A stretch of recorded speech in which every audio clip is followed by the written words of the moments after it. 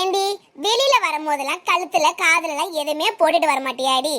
என்னடி நீ நகைய வாங்கி வாங்கி பூட்டு பூட்டி வச்சுக்க, போட்டு பார்த்து அழகு பார்க்க மாட்டியாடி? ஐயா, இப்பெல்லாம் சின்னதா ஒரு கம்பல் போட்டுட்டு சுத்துறதாம்மா ஃபேஷனு. அப்ப எதுக்குடி எனக்கு அத்தனை பவுன்ல அந்த செயினை கொடு, 2 பவுன்ல பெரிய செயினை வாங்கி கொடு, கம்பலை வாங்கி கொடுன்னு ஏன் உயிரை வாங்குற? அம்மா, அடி என்னடி ஏன்டி அழுதுட்டு வந்து நிக்கிற? ஏம்மா, என் மாமியார் போனை போட்டு ஒரே கத்துறாம்மா. கத்துறாளா? கிளட்ட மூதவிக்கு என்னவா, சும்மா இருக்க முடியலையாமா? என்னன்னு சொல்றாங்க? வாரத்துல 2 நாள் தான் என் வீட்டில் இருக்கிற, மீது 5 நாள் உங்க அம்மா வீட்டில் தானே கிடக்குற. பெட்டி படக்கெல்லாம் எடுத்துட்டு அங்கே இருக்க வேண்டியதானே.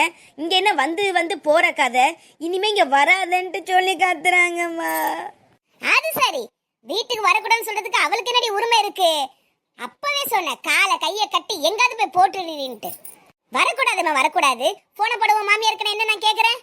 முதல்ல கீழே உட்காருடி. சரி, அழுவே நிறுத்திடி. போனை போட்டு குறிய உன் மாமியாருக்கு. வேணாமா, அவர் ஏதோ சொல்ல போறாருமா. சொல்லுவாரு. என்னம்மா, ஏன் இப்படி அழுவுற? சந்தோஷமா உங்களுக்கு? இப்ப சந்தோஷமா? மனசுக்குள்ளேயே நினைச்சு பொசுங்கிக்கிட்டு கடந்தீங்களே, எப்ப பாரு பொழுதனைக்கு நம்ம வீட்டிலேயே கிடக்குற ஆளுங்களேன்ட்டு. இப்போ நல்ல நிம்மதியா இருக்குமே, அப்படி குழு குழுன்னு இருக்குமே.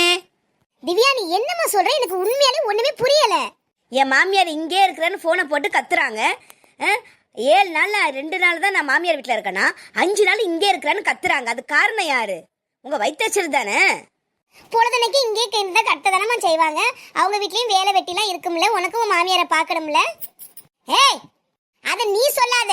அப்ப மாமியாருக்கு போனை போட்டு ஏத்தி விட்டது நீதானா? அப்போ இது என்னத்த எனக்கு தேவையில்லாத வேலை? நான் எதுக்கு அதை தான் சொல்ல போறேன். ஆமா, நீ ரொம்ப நல்லவதா. போ. சரி அத்தை, இன்னைக்கு அம்மாக்கு மாத்திரை வாங்கணும், போய் வாங்கி கொடுத்துட்டு வந்துடவா? பொண்ணை கட்டி கொடுத்தா லட்சணமா மாமியார் வீட்டுல உட்கார்ந்துட்டு அவங்களுக்கு சேவை பண்ணிக்கிட்டு வாழ்ந்துக்கிட்டு அவங்க காலடியில கடக்கணும். அதுதான் நல்ல பொம்பளைகளுக்கு அழகு. சும்மா அம்மா வீட்டுக்கு மாத்திரையை வாங்கி தர, அம்மா வீட்டுல காவை அடிச்சிச்சு எடுத்து விட்டுட்டு வர, அம்மா வீட்டுல போய் குப்பையை கொட்டிட்டு வரேன்லாம் ஓடாத. போ. பொண்ணுக்கு ஒரு நியாயம், மருமகளுக்கு ஒரு நியாயம். மா, போகும்போது ஏதோ முனங்கிக்கிட்டே போதுமா? அவ கடக்குறாடி. முதல்ல மாமியார் போன போட்டுதாடி.